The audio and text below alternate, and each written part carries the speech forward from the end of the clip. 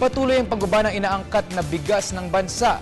Patunay lamang ito na unti-unti ng pagtatamo ng kasapatan ng bigas ng ating bansang Pilipinas.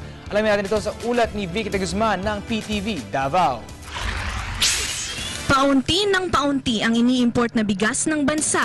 Ito ang sinabi ng Assistant Secretary ng National Coordinator for Agri-Pinoy Rice Program ng Department of Agriculture TS De Lima sa pagdalo nito sa ginawang launching ng National Year of Rice sa Davao Region na may temang Sapat na Bigas, Kaya ng Pinas. Sabi niya ang natitirang iniimport na lamang na bigas nitong taon ay kakaunti na lamang. Oo nga, malaki ang pagbaba.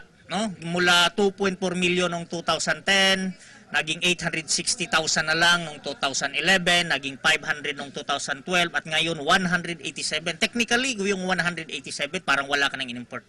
Dagdag pa niya, ang isa pa umanong kinakailangang paghandaan ng bansa ay ang pagkakaroon ng karagdagang pondo ng bigas upang magamit kung sakaling magkaroon ng hindi inaasahang paghagupit ng bagyo.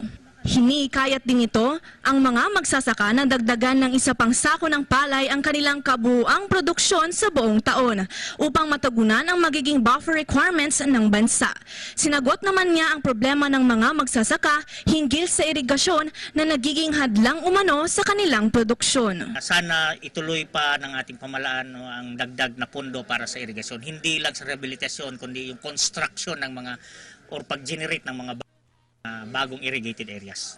Samantala, sinabi naman nito na magsisimula na nitong taon ang pag-export ng Pilipinas ng dekalidad na bigas. 100 metric ton, no, na palay, pero hindi ito ordinary palay. Ito yung mga tinatawag nating specialty rice. Nangunguna dyan yung heirloom rice natin sa Banawi Rice Terraces na nagkukuma ng magandang presyo sa US.